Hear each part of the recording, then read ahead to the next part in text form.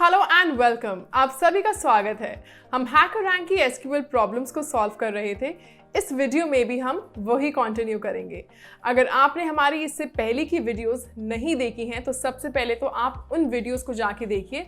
और हाँ, अगर आप हमारे चैनल पर नए आए हैं तो हमारे चैनल को ज़रूर सब्सक्राइब करें और बेल आइकन को भी दबाएं, जिससे हमारी हर नई वीडियो की नोटिफिकेशन आपको फ़ौरन मिल जाए और कोई भी वीडियो आपसे मिस ना हो। जिन्होंने इससे पहले की वीडियोस भी देखी हैं और हमारे साथ एसक्यूएल क्वेरीज को सॉल्व किया है, आई रियली होप कि उन्हें कोई भी डाउट नहीं होगा। अब हम हैकर रैंक से ही और एसक्यूएल प्रॉब्लम्स को सॉल्व करेंगे। अगर आप एसक्यूएल के किसी भी टॉपिक में डाउटफुल हैं तो प्लीज़ आप हमारे एसक्यूएल कॉन्सेप्ट्स की वीडियोस देखिए। उन वीडियोस को देखने के बाद आपके सारे डाउट्स, सारी कंफ्यूजन्स क्लियर हो जाएंगी।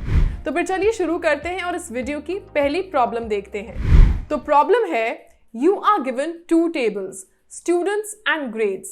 Students contain 3 columns, ID, name and marks. Grades contain the following data. Katie gives Eve a task to generate a report containing 3 columns, name, grade and marks. Katie does not want the names of those students who received a grade lower than 8. The report must be in descending order by grade. That is, higher grades are entered first. If there is more than one student with the same grade, 8 to 10, assigned to them, order those particular students by their name alphabetically. Finally, if the grade is lower than 8, use null as their name and list them by their grades in descending order. If there is more than one student with the same grade, 1 to 7, assigned to them, order those particular students by their marks in the ascending order. Write a query to help Eve. Problem statement थोड़ी बड़ी है, इसलिए आप थोड़ा सा ध्यान दीजिएगा। आप चाहें तो प्रॉब्लम स्टेटमेंट एक बार फिर से ध्यान से पढ़ सकते हैं ताकि और अच्छे से आपको समझ आ जाए। तो हमें स्टूडेंट्स टेबल का डिस्क्रिप्शन गिवन है, आईडी, नेम, मार्क्स, और ग्रेड्स टेबल का डेटा गिवन है। ग्रेड्स टेबल में 3 कॉलम्स हैं, grade, minimum marks, maximum marks.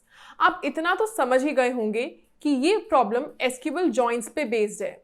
So I really hope कि आपके एसक्यूएल जॉइंट्स के जो कॉन्सेप्ट्स हैं वो स्ट्रांग हो ताकि आप इस प्रॉब्लम को आसानी से सॉल्व कर पाएं। इससे पहले कि आप ये प्रॉब्लम सॉल्व करना शुरू करें, चलिए मैं एक बार फिर से इसकी स्टेटमेंट आपको समझा देती हूँ। कैटी ने ईव को एक टास्क दिया है जिसमें उसे एक रिपोर्ट जनरेट करनी है जिसमें 3 कॉलम्स हों, नेम, ग्रेड और मार्क्स। कैटी को उन स्टूडेंट्स के नाम नहीं पता जिन्हें 8 से कम ग्रेड मिला है। रिपोर्ट ग्रेड कॉलम से डिसेंडिंग ऑर्डर में सॉर्ट होनी चाहिए। अगर 8 से 10 ग्रेड के बीच में एक से ज़्यादा स्टूडेंट की ग्रेड सेम हो तो हम उन स्टूडेंट्स को उनके नाम से अल्फ़ाबेटिकली सॉर्ट कर देंगे। फाइनली, अगर ग्रेड 8 से कम है तो उनका नाम हम नल करके प्रिंट करवाएंगे और उनके ग्रेड्स को डिसेंडिंग ऑर्डर में प्रिंट करवाएंगे। अगर 1 से 7 ग्रेड के बीच में एक से ज़्यादा स्टूडेंट की ग्रेड सेम हो तो हम उन स्टूडेंट्स को उनके मार्क्स से सॉर्ट कर देंगे। तो चलिए, पहले आपकी बारी है। आप इस प्रॉब्लम की क्वेरी लिखने की कोशिश करिए। आई होप कि आप इसकी क्वेरी खुद से लिख पाएं। आई होप आपने इस प्रॉब्लम को सॉल्व कर लिया होगा, लेकिन अगर फिर भी आपको कोई डाउट है तो वो डाउट अभी क्लियर हो जाएगा। देखते हैं कि इस प्रॉब्लम की क्वेरी क्या होगी और फिर आप उसे अपने आंसर से मैच करिएगा। तो हमें रिपोर्ट में 3 कॉलम्स चाहिए, नेम, ग्रेड और मार्क्स। लेकिन हमें ये भी ध्यान रखना है कि अगर ग्रेड 8 से कम हो तो नेम फील्ड में नल प्रिंट करवाना है। तो इसके लिए हम तीनों कॉलम्स को सिलेक्ट स्टेटमेंट में लिख देंगे, लेकिन नेम फील्ड के लिए हम इफ फंक्शन का इस्तेमाल करेंगे।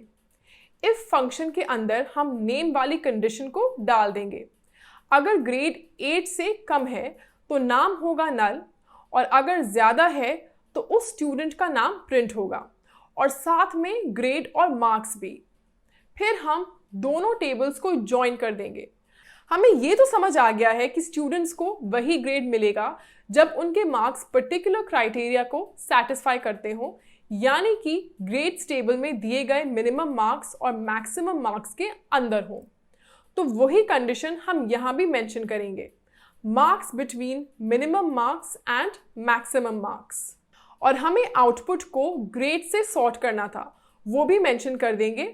और अगर किन्हीं दो स्टूडेंट्स का ग्रेड सेम है तो हमें उन्हें उनके नाम से सॉर्ट करना है। और तीसरी कंडीशन उन स्टूडेंट्स के लिए जिन्हें 8 से कम ग्रेड मिले हैं। ग्रेट, देन हमारी ये क्वेरी रेडी है। आई होप कि आपको ये क्वेरी समझ आ गई होगी। अब चलिए देखते हैं कि हमारी ये क्वेरी सही भी है या नहीं। इसे सबमिट करके रिजल्ट को चेक करते हैं। एंड कॉन्ग्रेचुलेशंस, क्योंकि हमारी ये क्वेरी एकदम सही है। चलिए आगे बढ़ते हैं और अगली प्रॉब्लम स्टेटमेंट को देखते हैं। तो प्रॉब्लम है, query the two cities in station with the shortest and longest city names as well as their respective lengths, that is the number of characters in the name. If there is more than one smallest or largest city, choose the one that comes first when ordered alphabetically. हमें यहाँ पे station table का description भी given है। Station table में 5 columns हैं और हर column का डेटा टाइप भी दिया हुआ है। ये प्रॉब्लम मुश्किल नहीं है, काफ़ी आसान है। आप लोग इसे खुद सॉल्व करने की कोशिश करिए। वीडियो को पॉज करिए and give it a shot. I hope कि आपने प्रॉब्लम सॉल्व कर ली होगी, लेकिन फिर भी अगर आपको कोई डाउट है तो वो अभी क्लियर हो जाएगा।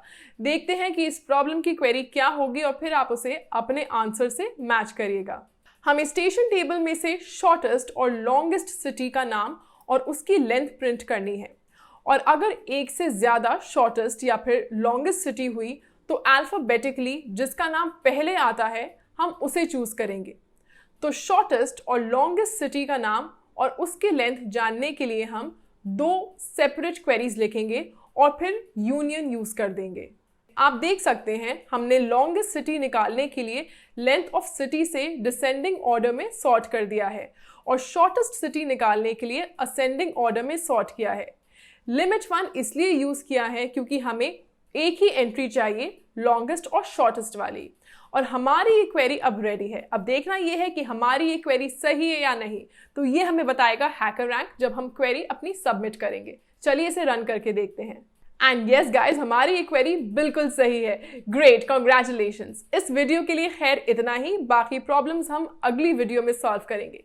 और जैसा कि मैंने पहले भी कई बार कहा है कि प्रैक्टिस करते रहिए। इससे आपके कॉन्सेप्ट्स और क्लियर होंगे और स्ट्रॉन्ग होंगे। हमें कमेंट सेक्शन में ज़रूर बताइएगा कि आपको हमारी ये वीडियो कैसी लगी। और अगर आपको कोई भी डाउट हो, कोई भी कंफ्यूजन हो, तो वो भी आप हमसे कमेंट सेक्शन में पूछ सकते हैं। वीडियो को लाइक करें, अपने फ्रेंड्स के साथ शेयर करें।